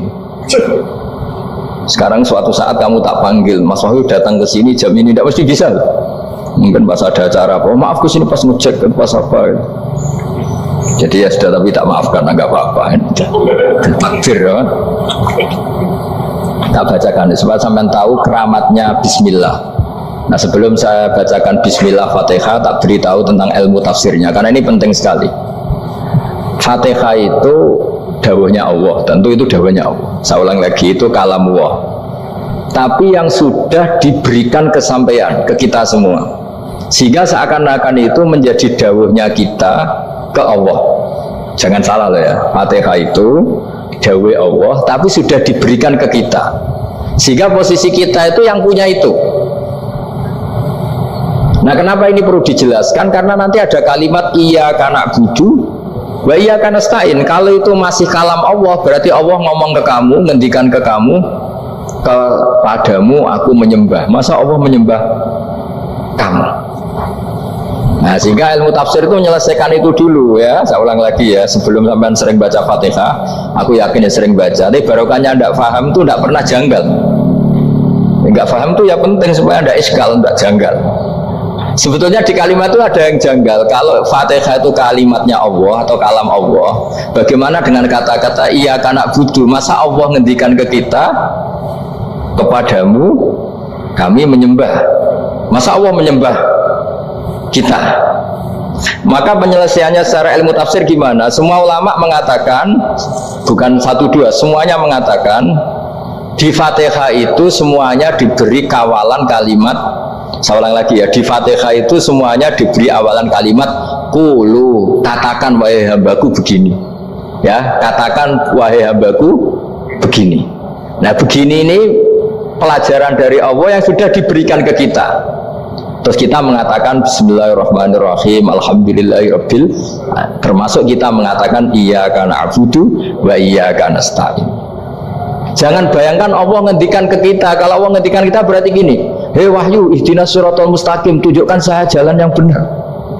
Nah nanti kamu terus, ya Allah, Anda aja minta tolong saya minta tolong siapa kan? Jadi panjang kan? Ya, saya ulang lagi ya. Jadi itu di Ulumul Quran diterangkan gimana? Sebelum baca Fatihah, ya, Fatihah itu kalamullah, ngendikane Allah, tapi yang sudah diajarkan ke kita dan sudah milik kita, sehingga kalimat itu menjadi milik kita. Tapi ya kalamullah, tetap kalamullah, tapi sudah menjadi milik kita. Udah paham ya? Ya pinter nah. Ya, karena kalau tanpa penjelasan seperti ini Anda akan iskal. Bagaimana Allah, iskal itu janggal. Bagaimana Allah mengatakan iya karena butuh. Kan jadi aneh ya? Ya, jadi tak jelaskan secara ilmiah ya. Jadi kata ulama-ulama tafsir, ayat-ayat Quran seperti ini sebetulnya dimulai dari qulu, apa? Meskipun nggak dilafadzkan.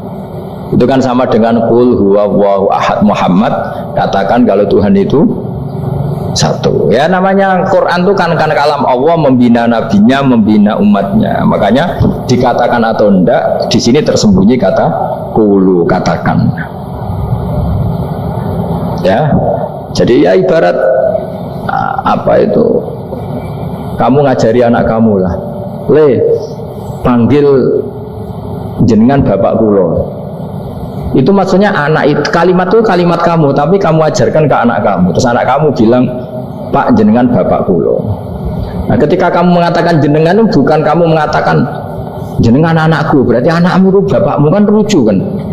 Anak kamu ajari jenengan bapak kulo, kamu engkau bapak saya. Terus anak kamu mengulang jenengan atau kamu bapak saya. Berarti itu kalimat yang kamu ajarkan, tapi sekarang sudah milik anak kamu.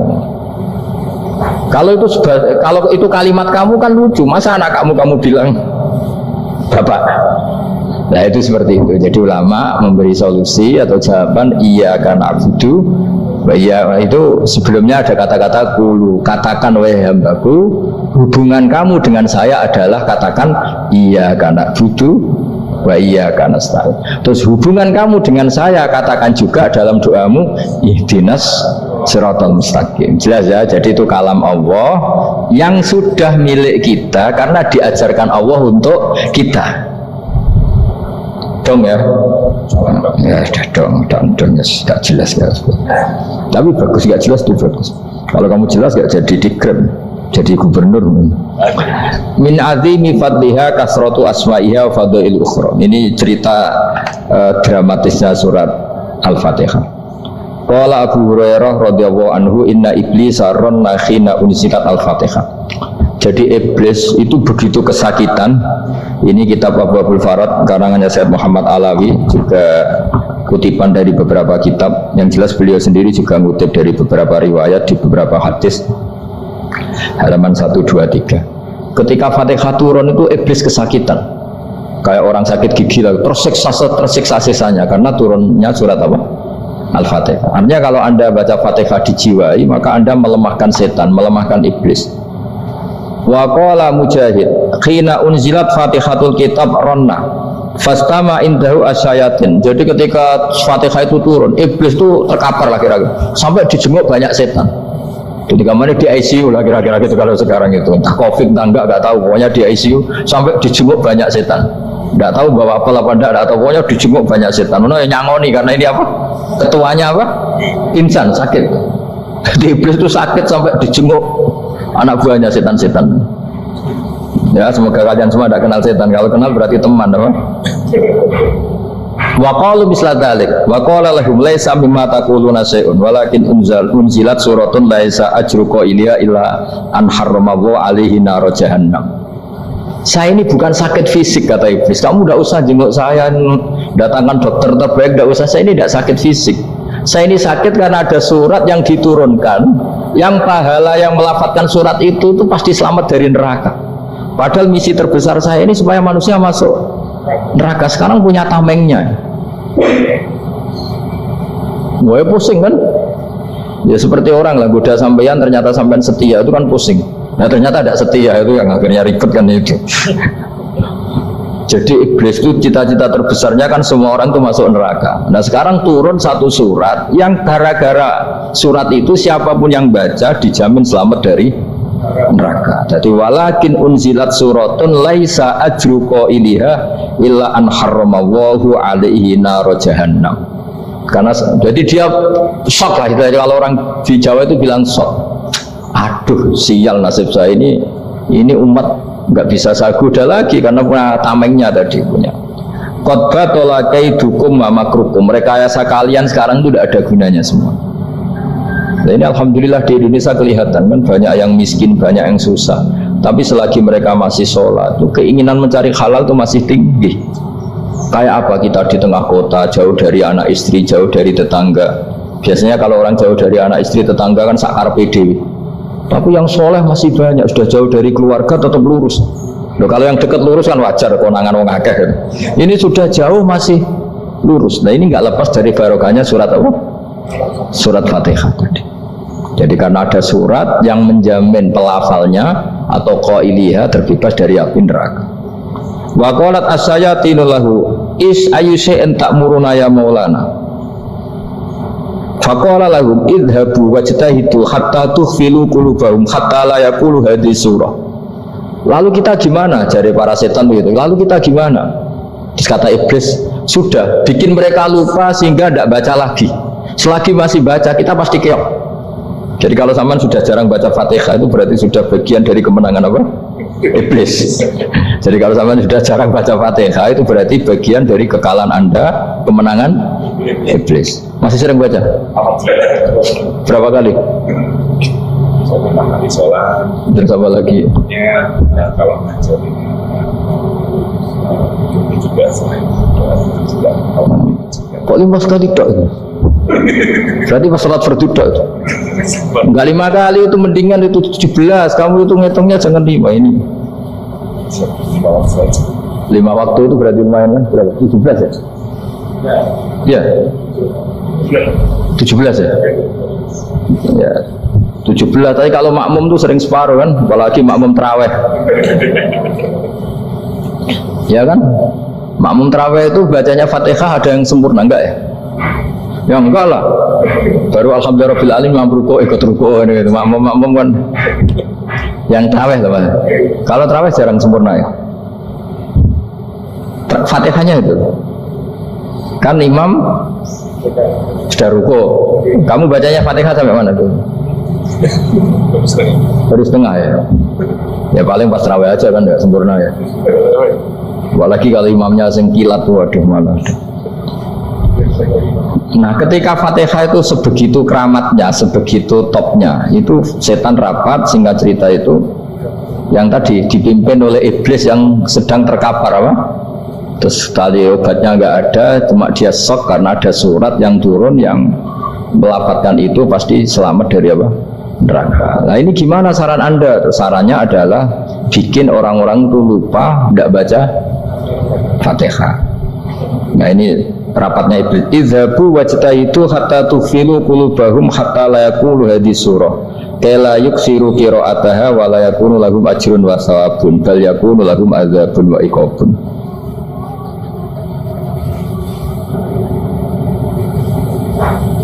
Jadi saya mohon selama ini Anda sudah baca, tapi mungkin hanya rutin saja. Napa rutin saja? Jadi barokahnya ngaji ini kamu punya kekuatan atau punya semangat membaca karena ini surat yang luar biasa. Ibarat gini, kalau sampean tanya, saya juga sering mikir, masa Gus hanya surat kok punya kekuatan seperti itu?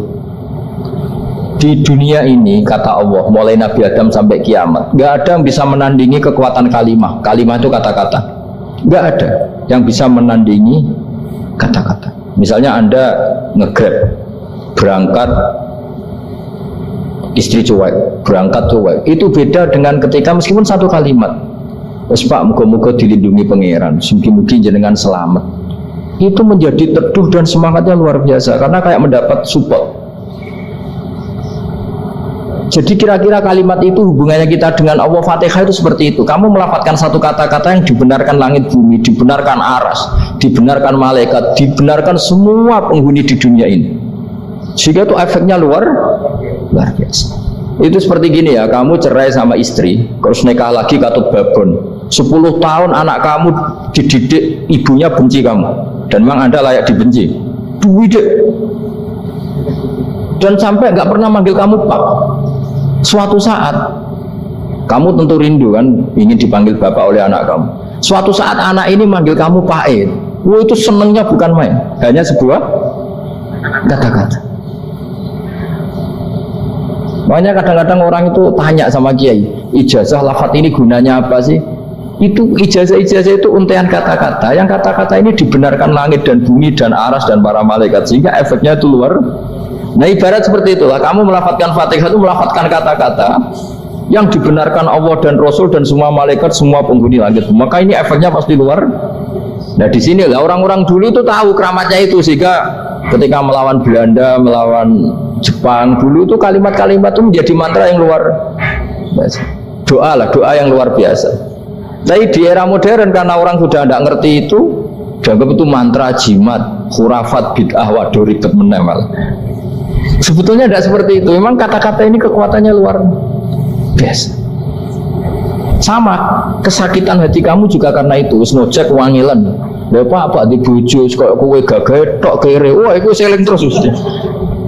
Padahal kalimat itu kan tidak melukai secara fisik, tapi apa kerjanya sesuk sarasa-rasa. Karena terus dengan pengadilan seperti itu kan, ngapain kerja demi perempuan yang seperti ini? Lagi-lagi kata-kata ini luar. Nah bayangkan kalau kata-kata itu adalah kalimat yang diajarkan Allah lewat Rasulnya, lewat malaikat Jibril. Kayak apa kekuatannya? Kira-kira Fatihah itu gitu. Kalimat yang baik, kalimatan thayyibah diajarkan oleh Allah dan Rasul. Kayak apa kira-kira kekuatannya? Pasti luar biasa. Wong support yang dikatakan istri kita, anak kita aja luar biasa, apalagi ini support yang diajarkan Allah dan Rasul. Ya makanya saya mohon kalau baca Fatihah, baca kalimat-kalimat thayyibah ketika sholat itu dijiwai. Ya misalnya Rabbana lakal hamdu mil'us samawati wa mil'ul ardi wa mil'u ma syi'ta min syai'im. Engkau zat yang layak dipuji, dan pujian ini memenuhi langit dan bumi. Karena kita tahu nggak ada sejengkal di alam raya ini kecuali di situ ada rahmat Allah. Misalnya kamu bisa lewat sampai rumah saya, kamu mungkin anggap biasa saja. Coba kalau ngalami likuifaksi, tahu-tahu bumi ini ambles, bisa ngelewati yang likuifaksi itu luar. Tanyakan orang pernah ngalami likuifaksi di Sulawesi, itu melihat bumi bisa diinjak gak ambles itu, wah luar. Sama nggak ngalami itu sehingga lewat bumi ya biasa aja. Coba kalau ngalami seperti tidur, ya biasa aja. Coba kalau ada gempa, bahwa bumi tenang ini sudah nikmat yang luar biasa. Masa kamu ngakui nikmat nunggu digituin? Ya kan? Nah, makanya baca Fatihah dijiwai lah, bahwa ini kalimat yang luar biasa. Nah, saya teruskan. Warwa Muslimun fi sahihihi an Ibnu Abbas radhiyallahu anhuma annahu qala bainama Jibril alaihi salam qaidun dan Nabi itsami anaqidan min fawqih farafa ra'sahu faqala hadza babun minas sama futihal yawma lam yuftah qaddu ilal yaum fanazala minhu malakun faqala hadza malakun nazala ilal ardi walam yanzil qattu illal yauma fasallim waqal abshir binuraini qad uti tahuma lam yu'tahuma nabiyyun qablak Fatihatul kitab wa khawatimu suratil baqarah. Jadi suatu saat Jibril ini jagongan kira-kira gitu sama Rasulullah. Tahu-tahu langit itu gemuruh. Langit gemuruh kata Jibril, terus semuanya ngangkat kepala ke langit. Ini pintu langit baru ini dibuka, yang sebelumnya tidak pernah dibuka seperti ini. Turunlah malaikat, yang malaikat ini pun malaikat spesial, yang nggak malaikat murahan lah kira-kira gitu, yang nggak pernah turun ke bumi kecuali juga saat itu, dengan penyambutan yang luar biasa, dengan semuanya tidak pernah terjadi, hanya karena bahwa surat Fatihah. Jadi ini surat yang luar biasa, pengawalannya lewat malaikat yang spesial, nggak pernah turun di bumi kecuali saat itu. Penyambutannya juga nggak pernah seperti itu, baru seperti itu. Jadi semuanya itu spesial. Nah, kenapa ini spesial? Karena di situ ada isi puja-puji kepada Allah Subhanahu wa ta'ala. Ada ikrar kita, alhamdulillah rabbil alamin ar-rahmanir rahim. Ikrar ini penting. Kalau contoh paling gampang gitulah, kamu punya istri selama ini cerewet, terus suatu saat ngomong, Pak, tak angen-angen rawono wong lanang kayak sampeyan. Itu langsung tidak ada lelaki sebaik engkau. Itu sama senengnya, masya Allah, karena ada ikrar dari seorang istri ke kamu. Nah, bayangkan kalau ikrar kita sebagai hamba diakui oleh Allah Subhanahu, maka ikrar ini akan dicatat sebagai kebaikan kita yang kita panen nanti di akhirat. Karena ada ikrar. Kita ikrar bahwa alhamdulillah rabbil alamin, kita ikrar ar-rahmanir rahim, kita ikrar maliki yaumiddin, kita ikrar iyyaka na'budu wa iyyaka nasta'in. Sampean misalnya jadi orang Indonesia, ketemu orang Indonesia yang makmur di Jerman, terus lupa Indonesia. Kamu orang Indonesia? Enggak, saya enggak orang Indonesia. Mangkel gak kira-kira? Mangkel ya? Karena salah ikrar kan gitu. Ya, jadi saya mohon jangan anggap kalimat itu hal yang biasa, tapi luar biasa. Nggih, ngoten mawon. Assalamualaikum warahmatullahi wabarakatuh.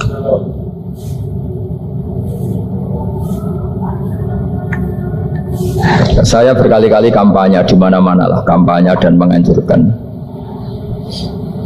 Di antara catatan dalam Suhufi Ibrahim wa Musa kan ada kan di Quran itu yang dinamakan lampiran-lampiran wasiatnya Nabi Ibrahim dan Nabi apa? Musa. Itu di antara catatannya begini. Orang yang punya akal itu adalah orang yang bisa menikmati sesuatu yang baik. Misalnya gini, contoh gampang gini. Kamu punya anak pertama atau punya anak yang masih kecil, itu gendong tuh senangnya bukan main, melihat anak sehat tuh senangnya bukan main.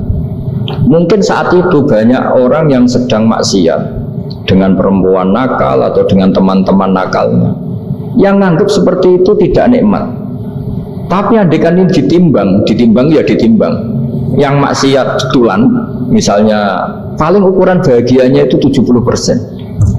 Tapi yang ini, yang nimang anak baru lahir atau masih kecil, corong Jawa ngeloni anak, bisa saja bahagianya itu sampai 100%.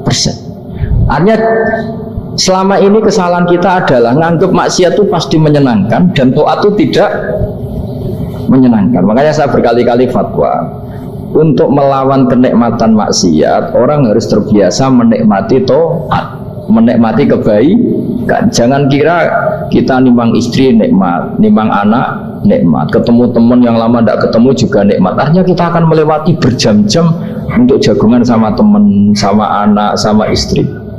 Dan itu harus kamu nikmati supaya mengganti tidak berkebutuhan nikmat yang lewat jalur maksiat. Jadi saya mohon sarana-sarana yang menyenangkan itu, yang taat itu kita maksimalkan. Makanya bapak saya tuh sering pesen, kowe nak ngaji sing guyon, sing seneng. Nanti wong maksiat tuh karena cari kesenangan. Coba kalau kesenangan itu sudah didapatkan saat taat, maka tidak butuh lagi kesenangan yang berbentuk maksiat. Makanya orang-orang wali dulu kalau sudah sholat itu gak bisa berhenti karena merasa nikmat. Makanya Nabi pernah ngendikan wa qurratu aini fi sholat, nyaman saya itu kalau sedang sholat. Itu tadi. Bayangkan kalau besok itu pasti mati. Makanya latihannya harus gitu. Bayangkan besok itu pasti mati. Berarti itu hari terakhir kamu. Ya, hari dengan merasa hari terakhir itu kalau kamu maksiat kan malu. Waduh, lah mati pas. Makanya sholli sholata muwaddiin. Kamu sholat seakan-akan itu sholat terakhir. Dan bayangkan akhirat itu wa'mal li akhiratika ka'annaka tamutu, dan bayangkan akhirat itu besok kamu mati. Sehingga ketemu istri ya seneng karena ini pertemuan terakhir, ketemu anak ya seneng ini pertemuan terakhir, sholat juga tenanan karena ini sholat terakhir. Sehingga kalau mau maksiat tuh takut, jangan-jangan ini kehidupan saya terakhir kok tak pakai seperti ini. Nah, jadi di antara resepnya itu apa tadi? Nganggep ya ibadah itu menyenangkan. Nah, gitu. Pinter.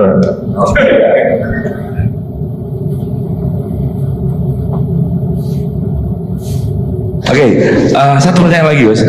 Ini ada pertanyaan dari teman-teman mitra driver Grab. Saat mengantarkan barang, tiba-tiba azan waktu sholat, ya. Lalu kita sebagai driver harus sholat dulu atau menyelesaikan orderan dulu, karena itu juga amanah kan orderannya itu.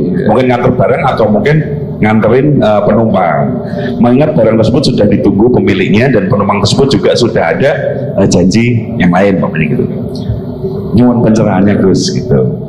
Begini ya, ini kan fikih sosial ya. Saya jawab ini memang harus pakai fikih, nggak pakai rasa. Saya ulang lagi, pakai fikih, nggak pakai rasa. Waktu sholat itu kan banyak ya, diantaranya maghrib dan isya, duhur dan asar, terus subuh sendiri. Ya, bersama belajar fikih, orang belajar tasawuf ya. Nah, kalau subuh itu tidak ada toleransinya kalau waktunya sudah tinggal 10 menit karena tidak ada jamak. Ya, tidak ada apa? Jamak.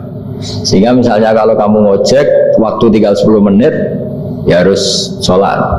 Tapi kalau sekedar dengar adzan ya, ini penanyanya kayaknya itu teman kamu, jadi fikihnya kayak kamu, nggak jelas. Adzan itu kan bukan akhir waktu sholat. Adzan itu bukan akhir waktu sholat, tapi awal sholat.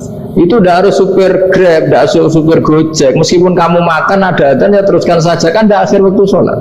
Anda menerima tamu, gendong anak, atau sedang nyupir, atau sedang bercengkrama sama teman. Kalau ada adzan ya nggak apa-apa, misalnya diteruskan. Kan bukan akhir waktu sholat. Yang benar-benar harus ditinggalkan itu kalau waktu sholat misalnya tinggal 7 menit atau tinggal 8 menit. Waktu yang mau tidak mau kamu harus tasarrufkan, kamu peruntukkan injury time gitu. Injury time ya, gitu aja kok nggak tahu ya. Nah, lalu misalnya kalau pertanyaan tadi mestinya kelasnya itu kelas afdoliyah, utamanya gimana? Kalau wajibnya belum ada karena kan waktunya masih panjang. Jadi pertanyaannya bukan wajibnya tapi sebaiknya, karena ini semuanya belum mendesak kan. Andai kan kamu teruskan nganter barang kan tidak ada jaminan waktunya habis. Padahal kalau kamu memaksa sholat, mungkin citra kamu sebagai supir Grab tidak baik karena dianggap mengabaikan konsumen. Nah, terus kedua menyangkut jarak. Oke, seperti itu. Nah, sekarang kalau pertanyaannya dibalik, makanya yang dibalik ini agak ribet. Waktu sholat tinggal 8 menit.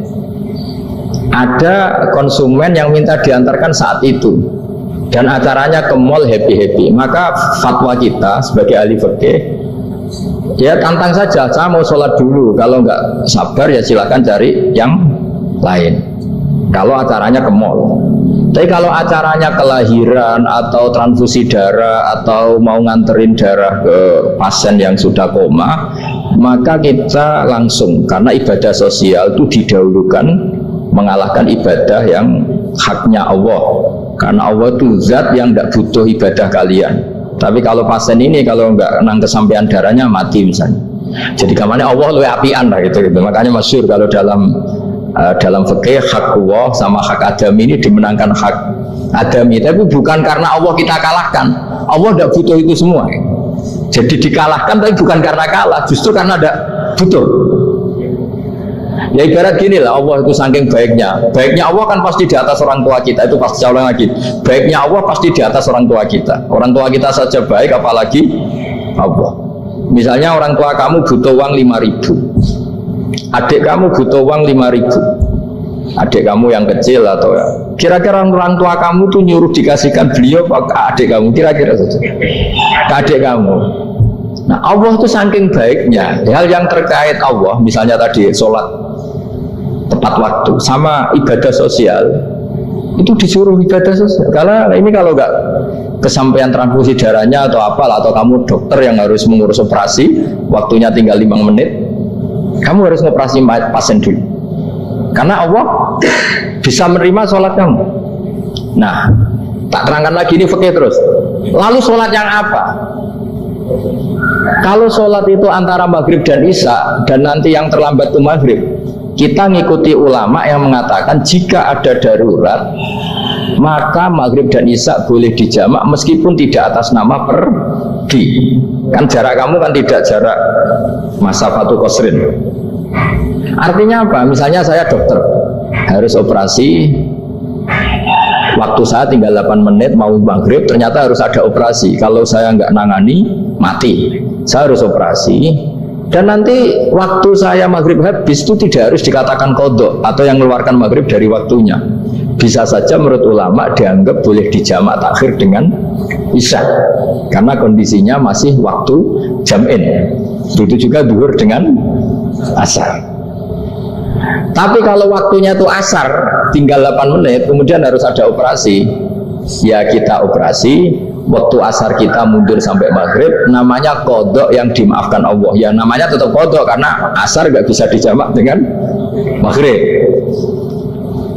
Jadi ini fikih ya. Jadi jawabnya harus jelimet. Jadi saya ulang lagi ya. Tadi kan pertanyaannya dengar azan.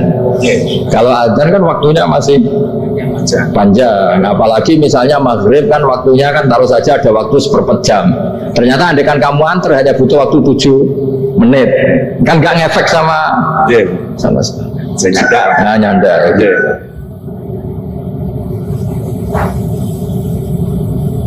Kalau ada driver dapat orderan food nganterin makanan, tapi makanannya non halal, itu pakai pun. Nah makanya itu tadi, kamu tahu betul kalau itu non halal? Kalau itu sudah tahu pasti non halal. Nah, iya, daging Tyrannosaurus, nonton mungkin. Ya makanya tadi itu memang PR kita di semua profesi. Saya ulang lagi itu PR kita di semua profesi. Jadi ya itu makanya pentingnya istighfar tuh di situ tuh sudah kita sebagai ulama menghalalkan tidak mungkin, mengharamkan kamu juga demo ini pekerjaan bus gitu. Tapi yang jelas itu tidak bisa dihindari. Ya sama lah seperti orang di bis itu. Kadang-kadang kan didoain semoga semua penumpang hasil ke tempat masing-masing dan kalau ada copet berarti kan doain copet juga hasil tujuannya. Jadi di semua profesi itu resikonya. Makanya tadi saya bicara tentang fikih. Kaidah umumnya menolong maksiat itu bagian dari maksiat, menolong taat itu bagian dari taat. Mau nggak mau harus ada hukumnya. Setidaknya barokahnya tahu hukum. Kalau kita salah belum istighfar gitu. Sudah salah nggak merasa salah itu. Jadi barokahnya tahu hukum itu paling enggak kan kita ya istighfar lah. Kan ya tadi seperti paket misalnya kan ada saja orang paket yang jelas-jelas barangnya itu haram. Tapi atas nama profesionalitas kan mungkin tetap dikirimkan. Tapi barokahnya ngerti hukum dia istighfar. Nah, tapi karena kalau kita menyarankan sudah ada usah pekerjaan yang lain banyak nanti kan rai-rai potongan tawakal jika ada ngono kan ya repot ya. Nah kalau kita kiai guys gak apa-apa terus pangeran suge. Menurut sampean harusnya terus nuntut ke saya karena fatwa jenengan saya sekarang miskin ini gimana pertanggungjawabannya ya ribet kan. Tapi saya ulang lagi itu seninya ngelola kehidupan semuanya seperti itu. Jadi makanya kita nggak pernah berhenti berdoa Rabbana dzalamna anfusana karena dalam sisi semua hidup kita itu pasti ada unsur nggak benernya gitu. Ya saya ulang lagi pokoknya kaidah umumnya itu menolong taat itu ya ikut bagian dari taat, menolong maksiat ya bagian dari maksiat. Tapi ya tadi ya kita harus istighfar kan. Cuma tadi yang jelas-jelas maksiat dan kita tidak tajassus. Saya ulang lagi tidak. Tajassus itu neliti wong nanti jelimet. Misalnya ada perempuan mau ngojek ke sini ya jangan saja jangan tanya detail. Itu apanya Mbak? Hubungannya dengan kamu apanya? Wah ya ribet kalau kepo.